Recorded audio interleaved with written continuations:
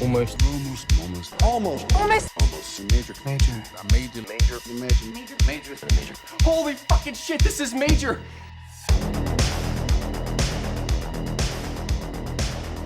Hello and welcome to this week's episode of Almost Major, where we talk about the many major studios and the films they release. Today we're talking about Mr. Jealousy from 1997. This is our 39th episode of our Lionsgate miniseries. My name is Kevin Tudor. I'm here with Charlie Nash. Hello. And Bryden Doyle. Hello. And we are talking about Mr. Jealousy from 1997. This premiered at TIFF in September 1997. It's opened at June 5th, 1998 in 6 theaters and maxed out at 24 theaters. Budget was $2 million. Opening weekend did $30,732 in domestic and overall gross of $287,752. Top 5 films that weekend. This is fantastic. The Truman Show, A Perfect Murder, Godzilla, Hope Floats, and Deep Impact. I've seen The Truman Show and Godzilla, and that is it. I am going to one-up you, and I've seen those and Hope Floats. I have not seen A Perfect Murder or Deep Impact. What about you, Bryden? I've seen Hope Floats. I've seen the last half, I think, of Truman Show. I think I missed like the first 45 minutes, so I feel like I can't technically say I've seen it, and because it was on TV or whatever. But yeah, then everything else I haven't seen. You haven't seen the Roland Emmerich classic Godzilla? No. I almost bought that in a 2-pack with 2012 the other day. Even as a child, I was like, this movie blows. I was in the theater. I remember being in the theater, and I remember being so bored, I just started throwing popcorn at my brother, and I got kicked out. Did any of you, do any of you remember HomestarRunner.com? Of course. It was one of the earliest episodes, but there was a Christmas special where Homestar Runner has no idea what to get the character Strong Bad, who's technically the antagonist of this Flash animation online series. And it's it's only 5 to 10 minutes, but then he's like, I know exactly what to get him. And then Strong Bad opens the present and he's like, a Deep Impact DVD. You've gotten me this for the last 4 years. Are you not a big Mimi Leader fan? Yeah. And it's just so anticlimactic. But even as a kid, just being hearing that, just being I don't know. It's the weird Dadaist humor that I can never not think about Deep Impact without Strong Bad just being a Deep Impact DVD. Well, I mean, just like how you can't think of Deep Impact or without thinking about I almost said Armageddon. It's Armageddon, but I always call it Armageddon. Armageddon. I saw Armageddon on 35 Still haven't seen it. At a midnight showing at a theater, and I went with a friend, and we were inebriated, and it hurt us. So I think I need to see it again. Did not care for it. Remember good chunks of it, but yeah, don't get drunk before you see a Michael Bay movie, because you'll be losing it on the way out. I feel like halfway through you'd be like, now I'm just exhausted and drunk. This sucks. Yeah. Number 1 song in the U.S. this week is The Boy Is Mine by Brandy and Monica. This was number 1 for 13 weeks. And number 1 song in Canada is Torn by Natalie Imbruglia. Hell yeah, bro. Nice. Yeah. Yeah. What was it that the director of that music video directed? Jesus' Son. Jesus' Son? That's right. That's right. Plot description from Google. After his this is wrong, but I'm still just going to say it. After his first date at age 15 ended with the girl making out with another man at the party. Didn't end that way. They had a date, and then he saw her at a party a few days, whatever. Aspiring Lester Grimm, played by Eric Stoltz, has treated all of his girlfriends with jealousy and suspicion. While dating Ramona Ray, played by Annabella Sciorra, paranoia gets the best of him when he discovers that her most recent ex is successful novelist Dashiell Frank, played by Chris Egan. Lester begins attending the same group therapies as Dashiell to learn about Ramona's past with them. And you read that and you're just like, is this a horror movie? No, it's a comedy. Written and directed by Noah Baumbach. Prior to this, Kicking and Screaming in 1995. The same year as this, he used many of the same actors, crew, and equipment to make a movie called Highball, a comedy about a series of parties taking place at one couple's apartment. According to Baumbach in a 2005 AV Club interview, the film was never properly finished. Despite Baumbach disowning it, Highball has been released on DVD many years later. On certain versions of the film, it is credited to Ernie Fusco and writer Jesse Carter, while on other versions, Baumbach's name is listed in the credits. Could have just went with what's the when you disown a movie? Alan Smithy.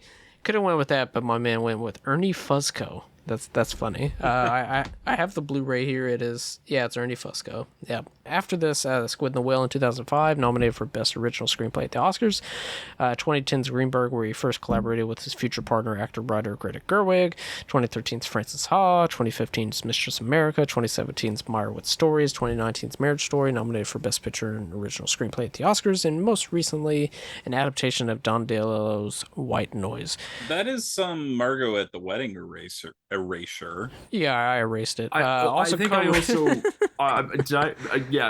also didn't include De Palma because, like, I mean, I like that documentary a lot, but it's like, yeah.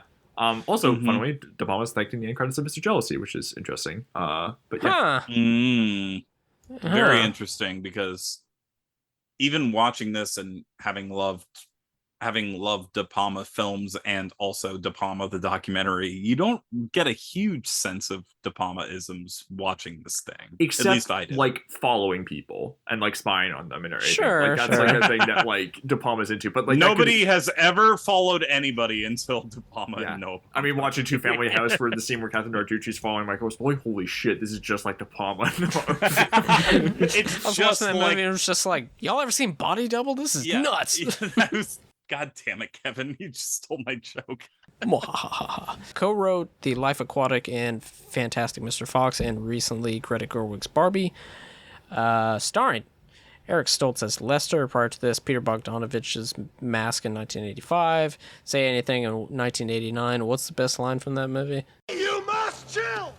You must chill! It's not as good as Vanilla Sky, but, you know, he got better over time. What the fuck? Yeah, Say Anything, Jerry Maguire and Vanilla Sky, and that's it. Great. Perfect. We're done. Hell yeah. Hell yeah. Oh, God. Honorable mention, Aloha. Okay. Some Kind of Wonderful in 1987. Have y'all seen that? The bus. It's fine. As Tiny Dancer plays, I'm getting off the bus. Have y'all seen Some Kind of Wonderful? Yes, it's very boring. No. Yeah, it's bad. It's bad. And also, he was in Baumbach's Kicking and Screaming in 1995, Pulp Fiction in 1994. He has, like, violent facial hair in Pulp Fiction. And, of course, the greatest movie of all time, Anaconda, in 1997. Following Mr. Jealousy, Stoltz appears in the aforementioned Highball, past Lionsgate subject Roger Avery's The Rules of Attraction in 2002, The Butterfly Effect in 2004, and Alex Ross Perry's Her Smell in 2019. I feel like if you try to watch The Butterfly Effect, like, today, like, it will corrupt and you can't watch it. Like, it stays on DVD and you can't watch it past 2005. I don't think has it gotten a Blu-ray release. No, who would put that out? I mean, it was the #1 movie in America for a very long time, and I'm pretty sure I mentioned it on the pod, but, like, that was the main attraction for Lord of the Rings: The Return of the King. Literally the latest New Line film. I googled Butterfly Effect at Blu-ray, and I got first result on Amazon: Butterfly Effect director's and theatrical cut on Blu-ray. Because the director's cut is disgusting. You can get it for $17.78. Charlie, it sounds like I got a birthday gift for you coming up. Oh, good lord! What month do you think this movie came out? Oh, I know. It was January. It was January. No, because Lord of the Rings: Return of the King, December 17th or whatever, 2003. That was attached. I saw Lord of the Rings: Return of the King, 2 different theaters. Both times Butterfly Effect was attached to that reel of film. I know for a fact that they were, like, attached to that marketing thing. Really quickly, do either of you remember what song is playing in the trailer for the Butterfly Effect? Yes. Oh, I know. No, what is it? It is It's Been a While. What? Yeah. That's right. Yep. And then there's like Ashton Kutcher is like beating a dude to death with a baseball bat or something like that. Yeah. Isn't that what happens? The weird thing about that movie is that Ashton Kutcher is adult Ashton Kutcher in child bodies throughout that movie, or at least like adolescent bodies, and then he has the same type of biological response that those characters would have, and keeps fucking it up monumentally. Wait, how can he go back in time? How can he do that? Reading his journal. And when I explained this to my parents, they were like, how does that make any sense? And I was like, What? Oh, no, it makes absolutely no sense. It's an absolutely incomprehensible movie. It's so incomprehensible. It took 2 people to direct this movie. It literally is. No, it genuinely is like, I can read my journals and go back in time, and every character around him who he tells that to is like, that makes logical sense. And I get that movies have MacGuffins, but it's not even like the journal has like this mystical quality to it. It's genuinely just, well, I wrote it down, so I can just look at it and it's like a movie or something. And then he's just the director's cut has him going back in time to when he's in the womb and strangling himself. Have I not talked about this before? Because I thought I had. This is insane, but no, you have not. The director's cut, how could I forget? Shows it. And the director's cut ending after he kills himself by strangling himself in the womb with his own umbilical cord, which you get a fucking silhouette version of from like the doctor's perspective or whatever. Mm-hmm. Everybody has a better life. Literally everybody has a better life. It is one of the most... What does that say to the audience? If you hate yourself in your life, kill yourself and everything will be better. It's one of the most repugnant fucking endings you will ever see. Then it says here, I'm downloading this movie right now. It says right here that Amy Smart's character has, in a new timeline at the end, having chosen to live with her mother instead of her father, and a montage suggests the lives of the other childhood characters have become loving and less tragic. Yes. Also, her psychotic brother who puts cherry bombs or whatever in a mailbox when a mom and her baby go to blow it up. Apparently, he's just doesn't have that urge because she didn't meet Ashton Kutcher when Ashton Kutcher was like, I don't know, 6. That doesn't make any sense. Okay, because the theatrical version ends with him just like, it ends like Eternal Sunshine, where they just meet and they're just like, oh, who are you? Oh, I don't know. Okay, well, bye. You know. It's a really egregiously disgusting like who the fuck ever thought this would be okay? Apparently like, it's clear that the directors. Anyways, Eric Stoltz is in that movie. We've gotten through one cast member.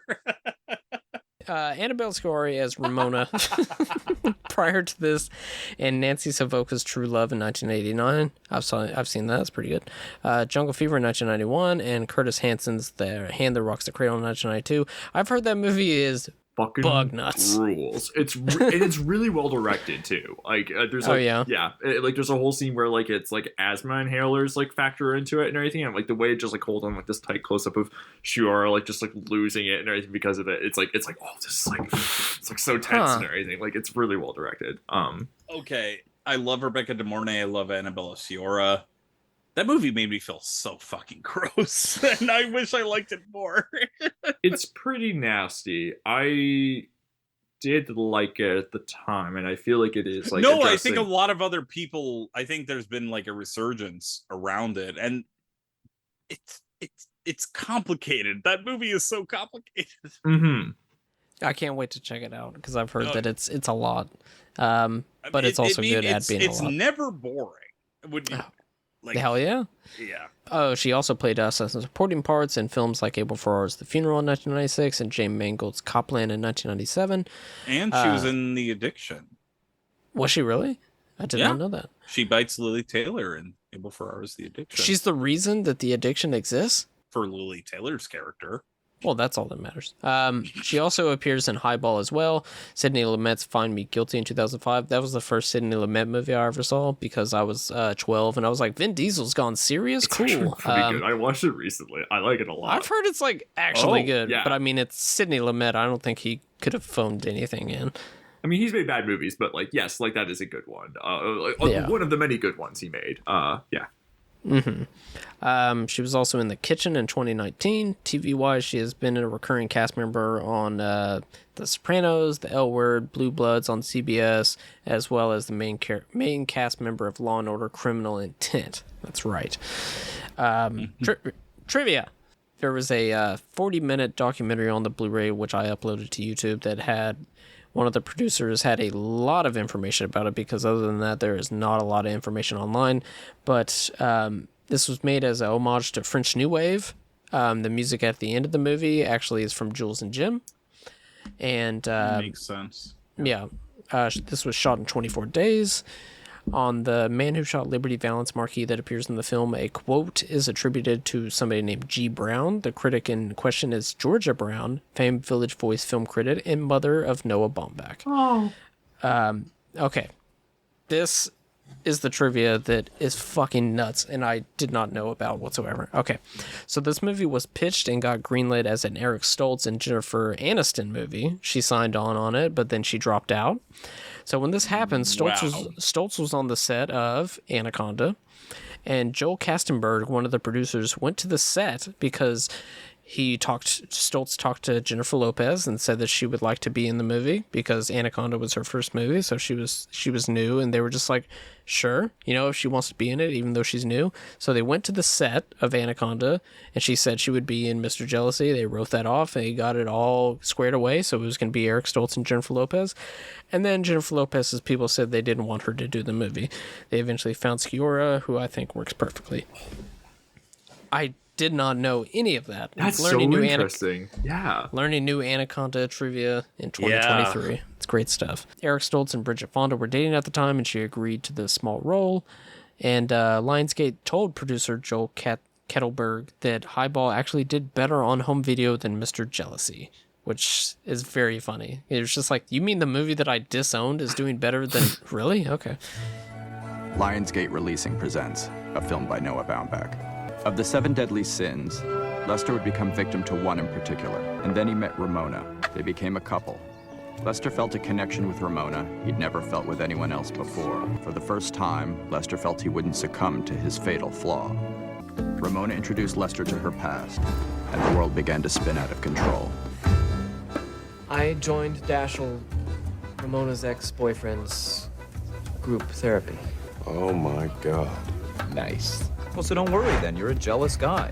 We all get that way. You're just expressing it more deeply. There are 26 men out there who've made tender love to my girlfriend. I called. I was in the shower. I went out for milk. For coffee. Nice. We fooled around pretty quick. We slept together on the first date. You jealous of yourself? It was nothing. And we didn't do it. I mean, we had done it before, but not that night. You mentioned you'd been jealous in the past. Why don't you talk about that? Forget the multiplexes. Run to the art houses. Eric Stoltz and Annabella Sciorra in Mr. Jealousy, the real green-eyed monster. Yeah, that's all the trivia I have. So, initial thoughts. Does anybody want to throw their hat into the ring and go first, or am I falling on the sword here? Okay, this is my... what? Go right ahead, please. Okay.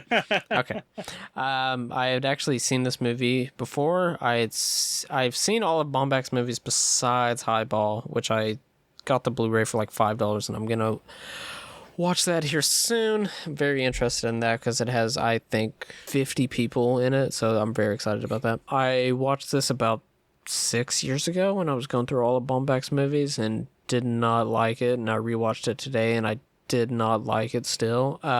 But I have some positives. Let me pull them up right here.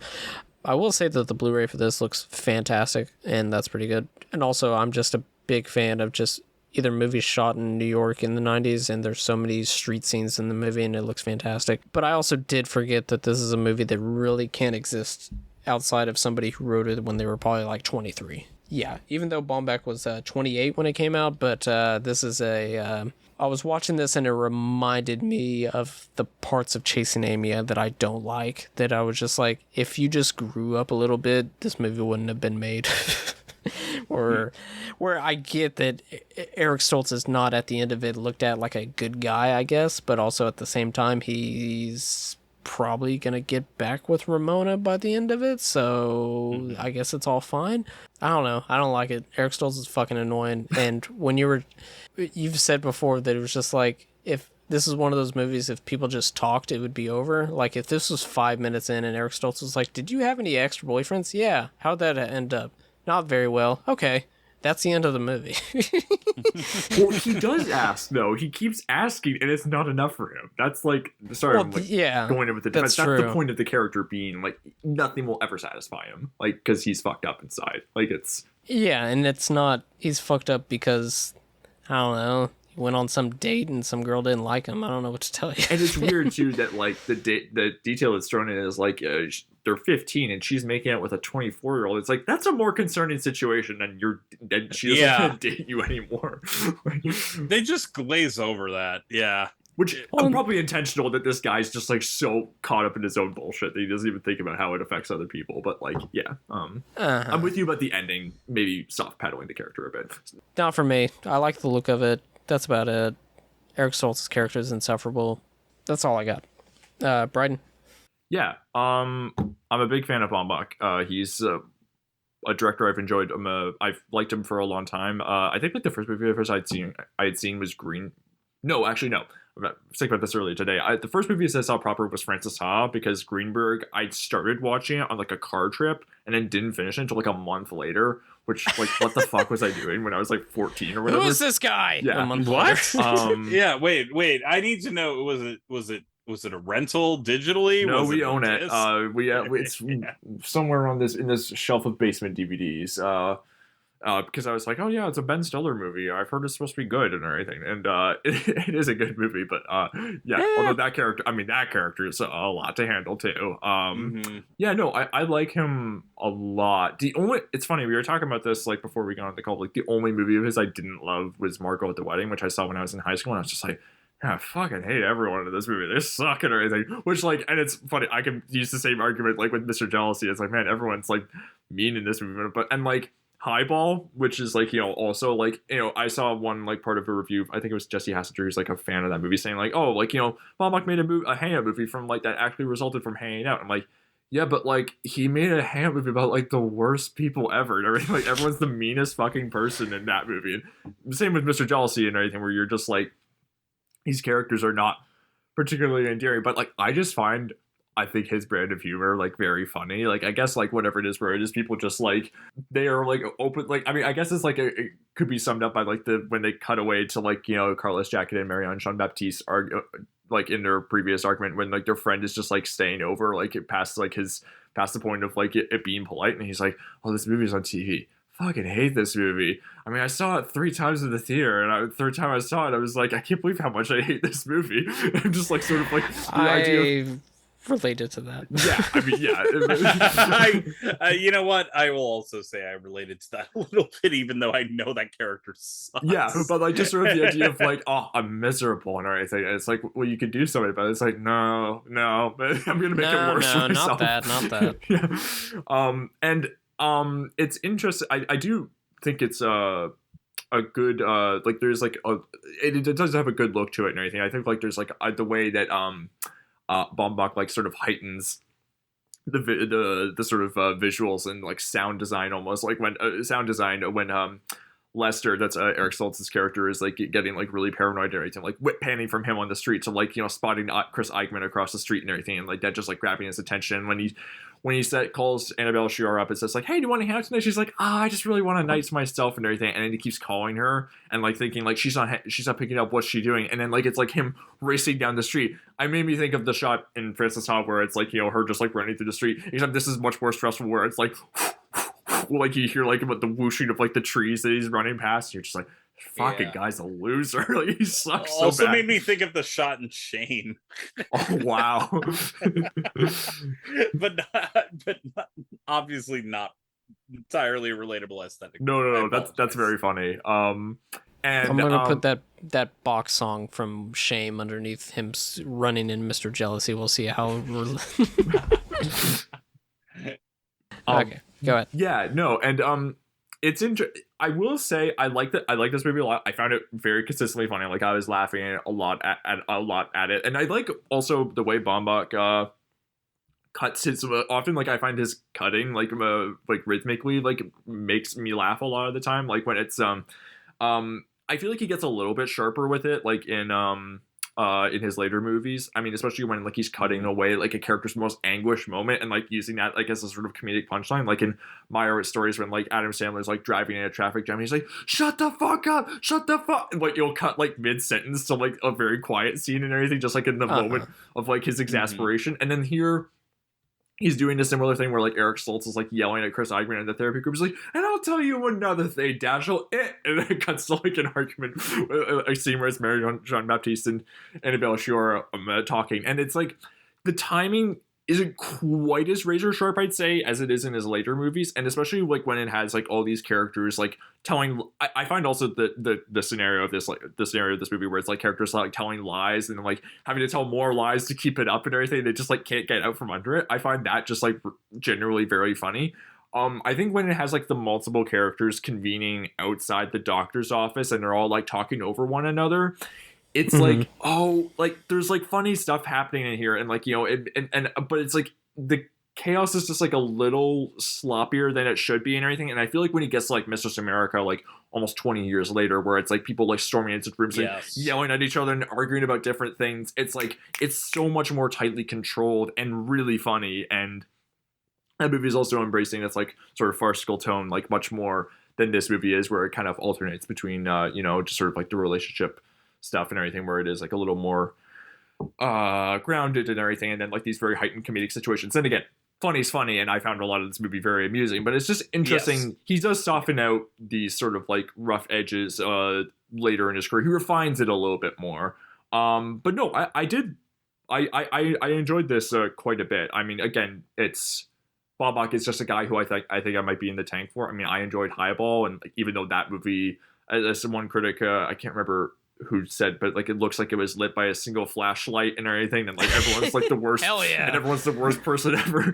I mean, like I still watch it, it's like, this is pretty funny. Like I had a good time watching this. So like, you know, this might not be for all tastes, and listen, like Kevin, I understand why you didn't like this movie. I mean, I agree with some of the points that you're making. I do think it soft pedals it near the end with letting Lester off the hook. I feel like the movie would be better, but that, well, we'll get to it and everything. And maybe you could reach for like, oh, well, maybe it's like a cynical ending of how these people were stuck together and everything. And it's like, oh, I don't know. That's like a reading. I'm like, well, maybe that's like how I could make it work in my mind, but I don't know if I can buy into that.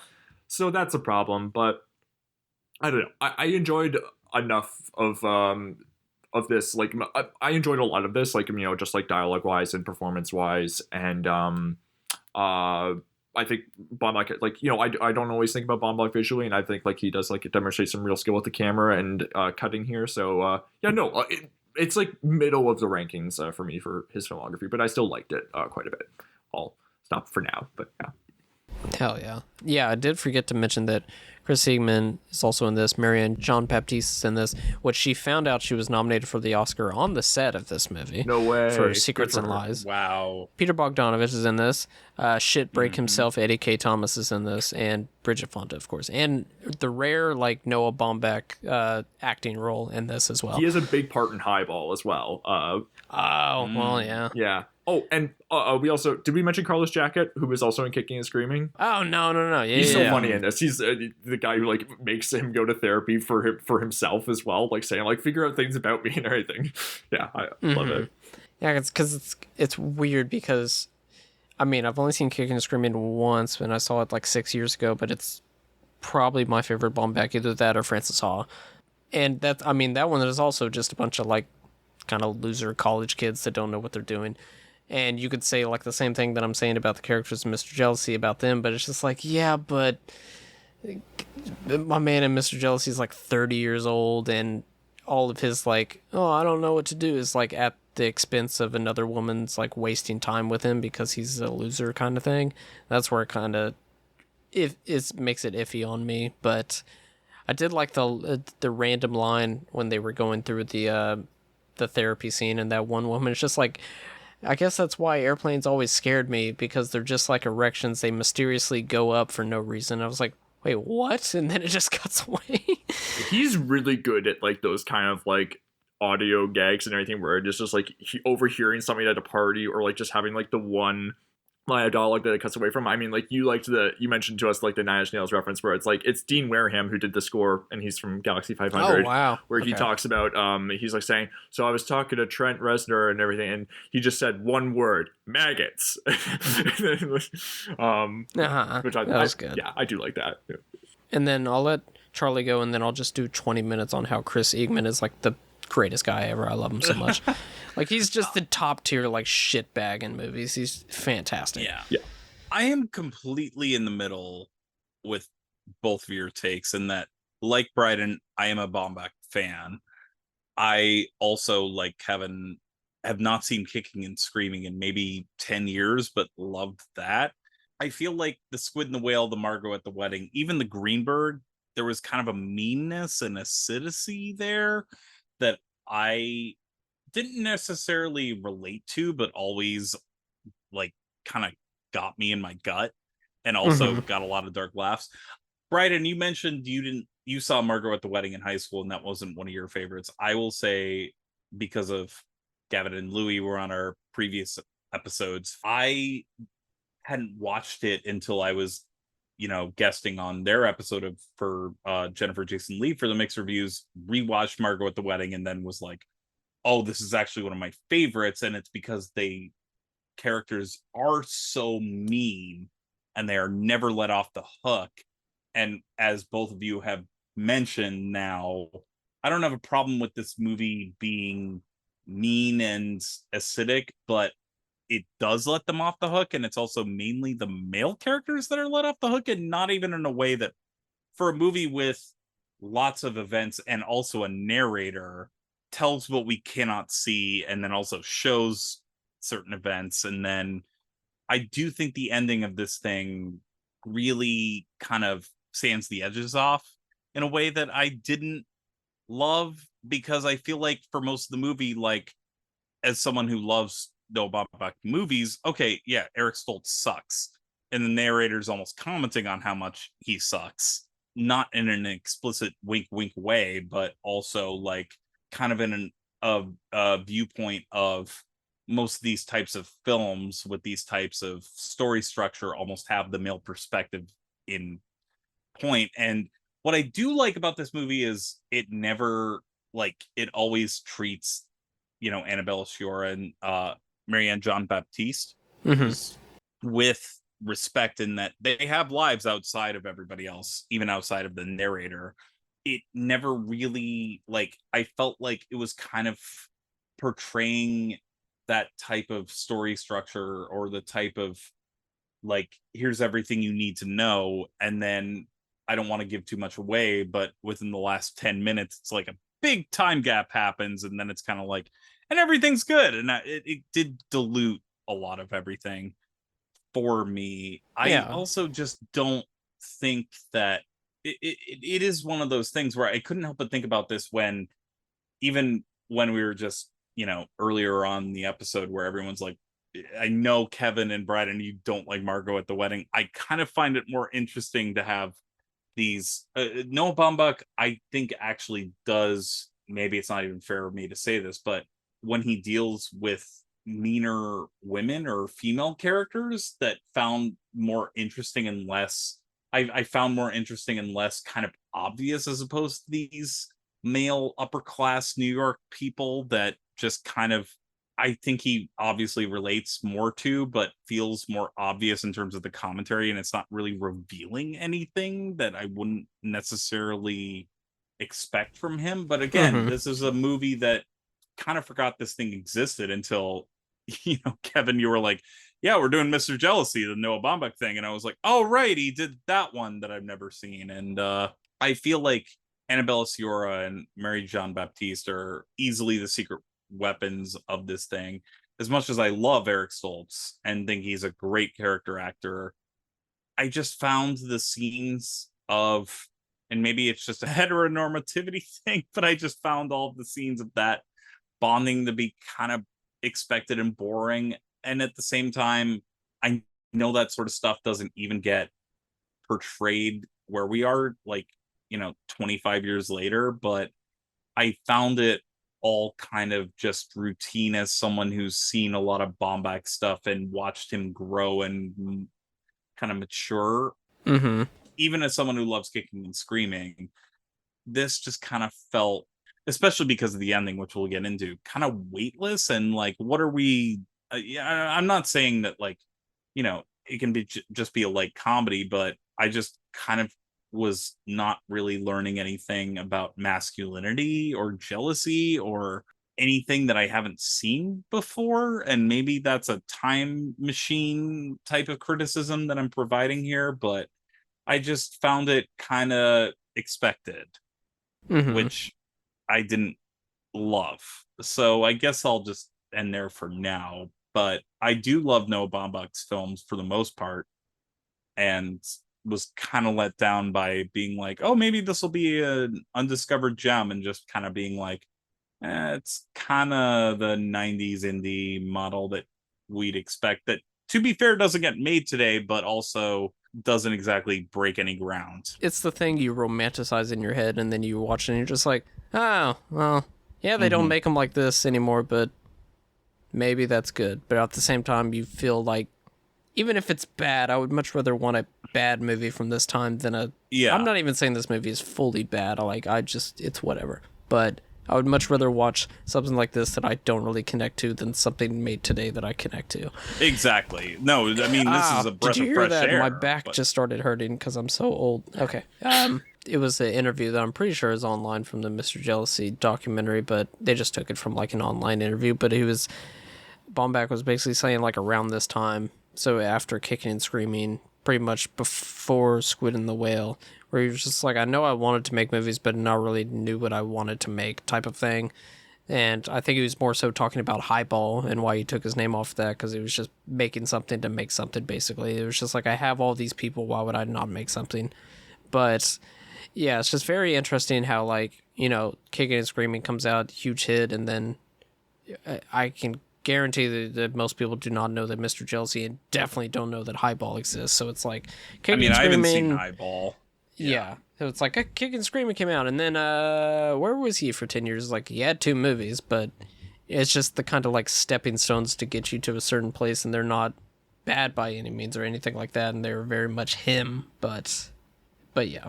I didn't find that anything very enlightening about the male psyche in this movie, which I think is what it's trying to examine. That is all just kind of obvious. Yeah, that's totally fair. I definitely didn't walk away from this movie feeling like, oh yeah, I've like learned something about like toxic male characters. I guess this is all just like subjective, because I was laughing out loud like consistently at just these dipshits just fucking up their lives consistently. Maybe that's just like me being like weird and like finding that funny. You think toxic masculinity is just funny. You just think it's funny to mistreat women. That's what you're saying. No. And believe me, I'm not saying all this to even defend myself or to put down I just trying to put context to the movie, because it is very interesting, just like how a lot of 90s directors also like had these big calling card first movies, and then most of them, their second and third ones kind of don't exist, and then they get kind of an uptick, because what was Whit Stillman's follow-up? Was it Barcelona? Oh yeah, I want to see that one. I need to see that. That's like his only one I haven't seen, but yeah, that one, like, if it wasn't in the Criterion Collection, that thing would probably be like dead on DVD or something like that. On like, Hoopla, I think now. There we go. Yeah. And I want to make this clear, is that had I seen this in 1997 when it came out, maybe I would have a completely different view of this and be like, of course. Oh my God, this was fresh. And I feel like my own criticisms of it feel time machine criticisms that even I am like not, the butterfly effect. Yeah. I just feel like kind of bad, because maybe this movie was pointing out certain things that weren't exactly being pointed out yet.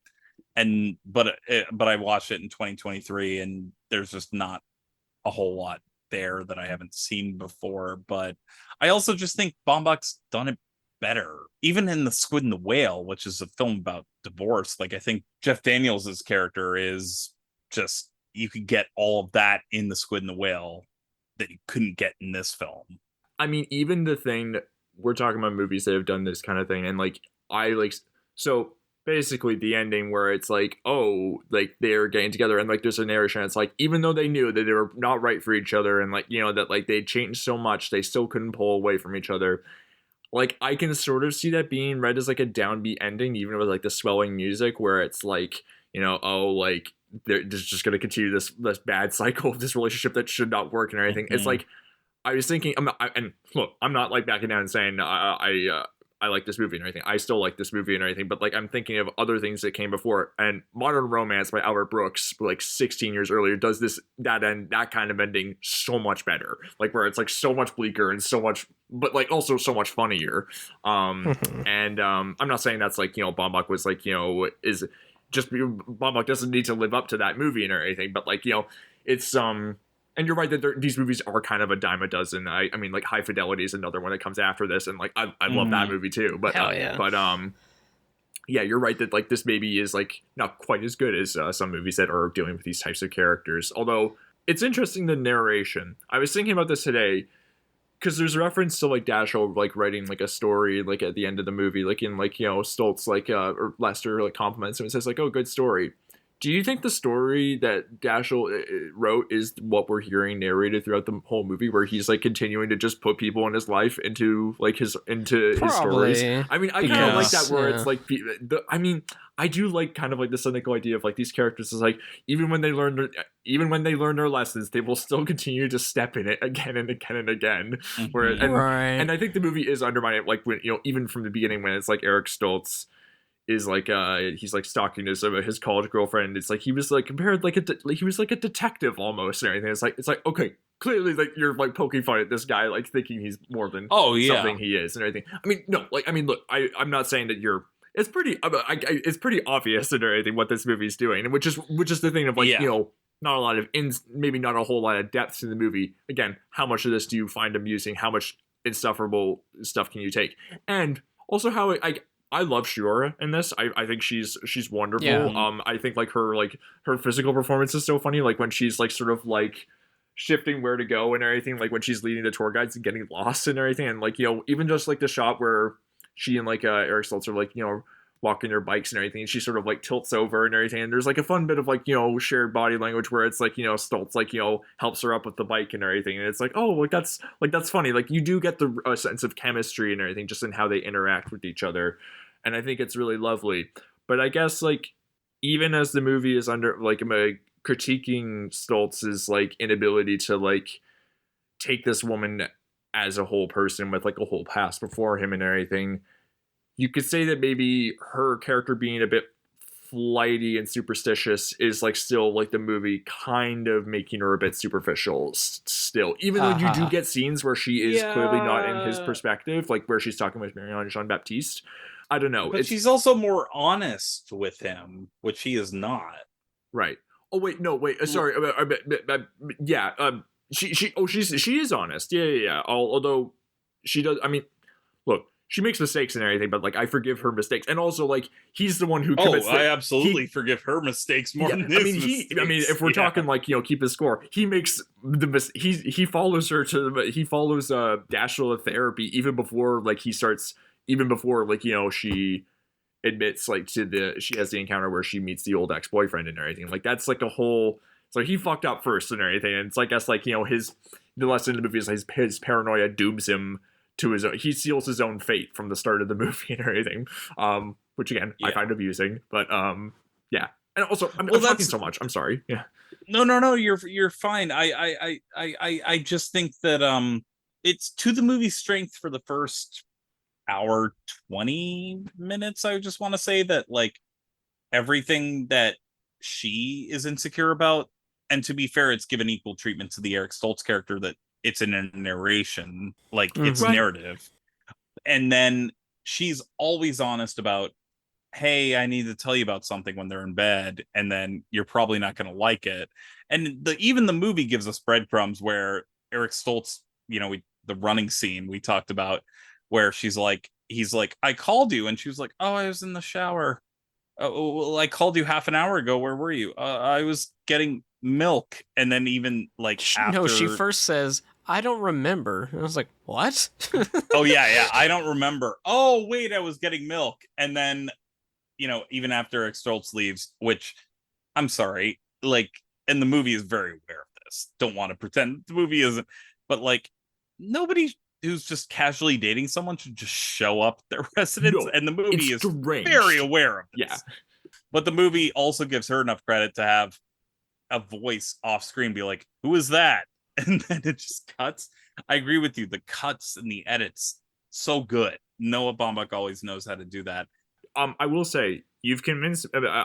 my memory is just maybe a little foggy from watching it a couple of days ago, and I still like this movie. You've convinced me, or persuaded me on, like, oh, sure, I love the performance. And also, the movie does give fairer treatment in terms of, like, the equal screen time, Not that, like, taking a stopwatch to screen time necessarily, like, equals depth and everything. But no, like, you're right that, like, it does give her a good amount of room to, like, exist as her own person. So, like, my memory of that was misjudged. But no. But the ending, you're right. It is so pat. And it's, like, it is a thing where... what I think would be better is, like, there's the close-up shot of, like, him reaching out for the hand for grabbing Shiora and everything, and then she doesn't take it, and then he pulls it away. I'm like, there's your ending. Like, that's just so much better. And then he just goes back for it. I'm like, okay, yeah, like. And then maybe that's the point, that it's supposed to be an awkward moment, and then, like, pull back, and then it closes in. I was thinking about that. It's a very good point, Bryden, because I was like, maybe that's meant to be cynical, but it doesn't really let him off the hook for the fucked up shit he's done. No. And obviously Baumbach's conscious of this. He is absolutely conscious of this. Yeah. I don't want to pretend that he's not aware of all the fucking toxic behavior he's done, but I have to say, that's just not personally interesting to me. Right.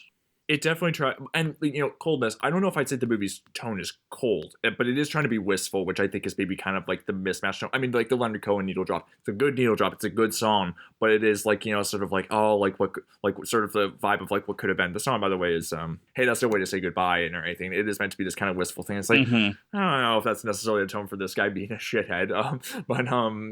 But yeah, no, again, I find this movie funny. Like, it is just like... No, it has funny moments in it. Can I have your pickle? Very funny line to cut away from. Yeah. It's just... Or like, I thought the line where they meet up with her ex on the street, and he was just like, are you going to go see the new French movie or the American independent movie? And I was like, that's not how people talk. It's very funny. Yeah. I also love the bit where again, like, just like these characters getting in over their heads, and it's like, why would you do this to yourself? But like when Carlos Jack as the friend Vince, that's his name, he takes like on a British accent for like no fucking reason to pretend to be someone else and everything, when there's like switching over their identities, and then like it's just like so ridiculous. And then like I find it funny. And then like he gets called out, and Eichmann's like, I knew that was a fake British accent. I know no one talks like that. And the performance details, like, I do find it funny. The one thing I did find funny was like, why were you British? Well, I'll do it another time. And it's like, you've already been there. Oh yeah, and that's like, incredible. That conversation. Oh God, you're right. Like, it's just the Marianne Jean Baptiste thing of like, you're a fucking asshole, and then just cut away, and it's like they're still getting married. And I obviously, it makes a point of he's stuttering and like being like like this during the marriage, but it's like she's still marrying him, and I'm kind of like, I need some connective tissue here. I would say that the Vince and Lucretia relationship, being that they're about to get married, is much more stronger, and they're able to talk shit out, while Lester and Ramona have never been able to truly talk shit out. So of course that was going to end their relationship, because they've just been dishonest this entire fucking time, and they don't know how to communicate with that. But Ramona is always honest about her dishonesty. I know that sounds like a very oxymoronic thing, but she always calls herself out whenever they're in bed together, and is like, I have something to address. And then yeah, I mean, like, her, like, saying, like, yeah, okay, I lied about having this guy over, but I did tell you, like, we don't know each other very well. I didn't really know where our relationship was. It's like, you can understand it, even if it's like, maybe that's not how I would act or anything. And then how he turns that on her is like, well, you didn't have to sleep with me on the first date. Why'd you do that? And you're like, wow, this fucking guy. That is one of the best moments of the movie. It's really good. For me, and they play it so well. Because she says, are you jealous of yourself? Yes, that's a really good line. But that's a great moment. And I just feel like the ending kind of just, I don't know, whoopee cushions that. It's just I always think the movie's doing something, and I was kind of on its wavelength for a bit, and then felt like the ending, even if it is trying to be bitter and a little melancholy, just, I know the film is on Stoltz's side and is always satirizing him, condescending towards him, making fun of him, what have you. But then also is like, but I'm ultimately most empathetic towards him at the end, kind of. I would say the best part is that Peter Bogdanovich plays a guy named Dr. Poke. So that's the best I got. A couple of other things.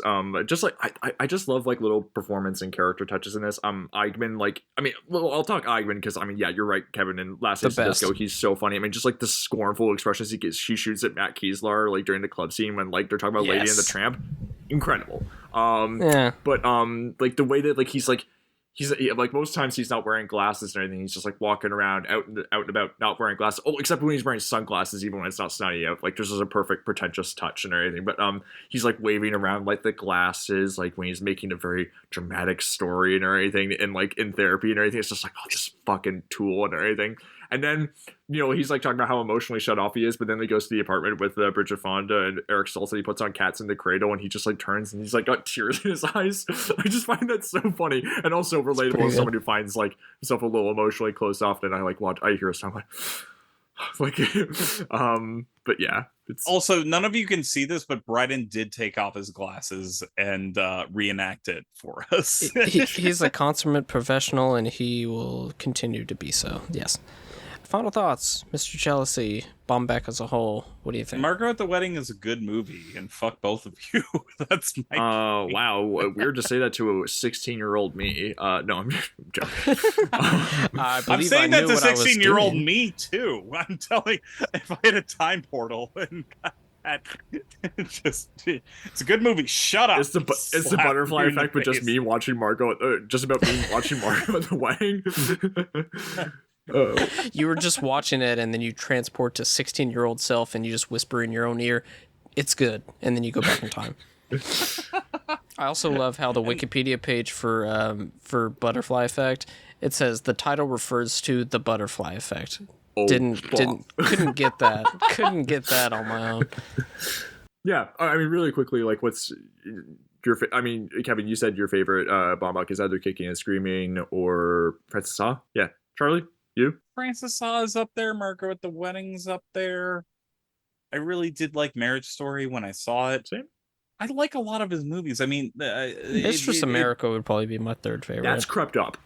Yeah. Fantastic. Especially being in university, I related a lot to the Lola Kirk character. B-, so annoying. It's interesting how I feel like there's a meeting Greta Gerwig Baumbach and a post Gerwig Baumbach, and it's funny how sometimes I miss the meaner, more cynical Baumbach. I feel like I've been saying that I miss that for a while, but this movie didn't convince me that like I did miss that as much. Yeah. And then there's some stuff like, again, it's a back and forth thing. I think Frances Ha, Margot at the Wedding, Marriage Story, probably Squid and the Whale. Those are probably my 4 to just give like an even-handed like type of thing. I want to be clear. It bummed me out that I didn't like this movie more because it is scathing. It just wasn't. It didn't draw enough blood for me. If that makes sense. No, that's totally fair. But yeah, I'm glad I saw it though. It's nice to clear off like another checklist on my directorial boxes, you know. Yeah. Now you just got to clear an entire day to watch White Noise, and then you'll be good.